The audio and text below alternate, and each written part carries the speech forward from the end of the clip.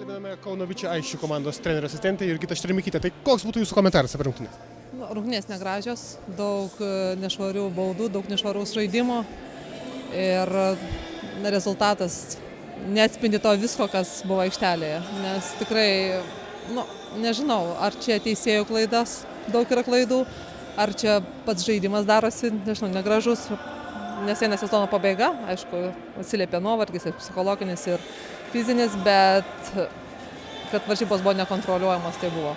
Už tai galbūt nesugebėjom, sakykime, susivaldyti su savo psichologinę būseną, išlikti ramios ir pridarėm daug klaidų, kur ir lėmė tokias, sakykime, nerezultatyvės ir rezultato skirtumą tokį. Rungtynių teisėjų darbo vis dėlto nelabai esate patenkinti. Nei sakyt patenkinta, nepatenkinta, jie darė savo, ką mes teneriai norim, kad būtų kontroliuojamos rungtynės ir tiek. Ten baudų šilpimas į vieną ar kitą pusę, tai yra teisėjo sprendimai priimami, bet kad tai būtų būtų malonu žaisti pačiom žaidėjom ir būtų malonu žiūrėti patiems žiūrovam. Norisi tokių rungtynių. Kuris varžovas būtų palankesnis finale? Mes nesirinkam varžovų. Mes žinom savo tikslą sezono ir koks bus finale, mums nesvarbu. Mes turim pasiekti savo tikslą. Ačiū Jums labai. Taigi tai buvo Kauno Viči Aisčių komandos trenerio asistentė Jurgita Štremikytė. Na, o dabar pabandysime pakalbinti ir Liną Šalko. Likite kartu.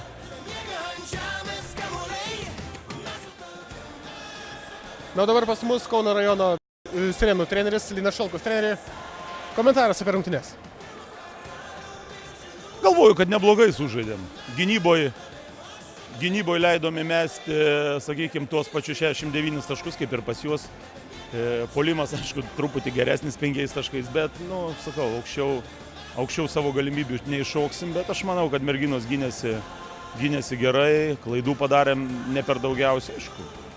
Su tokia galinga komanda žaidžiant, tai aš manau, kad tikrai merginų šaunuolis. Tikriausiai turite tvirtą nuomonę apie rungtynių teisėjų darbą? Aš teisėjų nekomentuoju po rungtynių. Tegu jie pasižiūri, yra rungtynės, tegu jie pasižiūri, tegu jie priema savo sprendimus.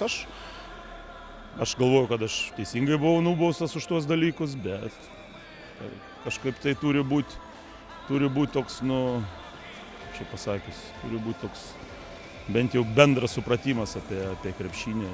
Žmonės dirba, jie dirba ir mes dirbam, bet tai jeigu žmogus ateina atsipalaidavęs rungtynės, tada nėra ką sakyti.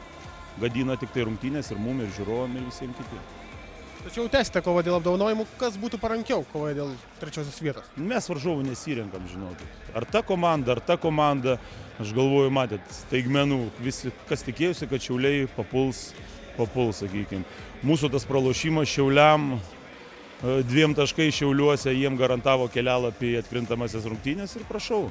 Nuėjo taip toliai, ketveriukę papuolė ir žaidžia dabar pusfinaliuose, taip kad čia rinktis ir burti kažką, kad tas geriau ar tas geriau, kartais būna tas geriau, bet aikštelė viskas apsiverčia aukštyn kojom. Dėkui Jums labai už komentarą. Taigi tai buvo Kauno rajono Sirenų treneris Linas Šalkus. Baigėsi čia rungtynės Garliavoje, kurias, priminsiu rezultatus, 69-59 laimėjo Kauno Viči Aisčių ekipa ir pateko iš karto į Lietuvos moterų krepšinio lygos didįjį finalą. Kita mūsų tiesioginė transliacija jau antradienį iš karto po Velykų iš Šiaulių 17 val.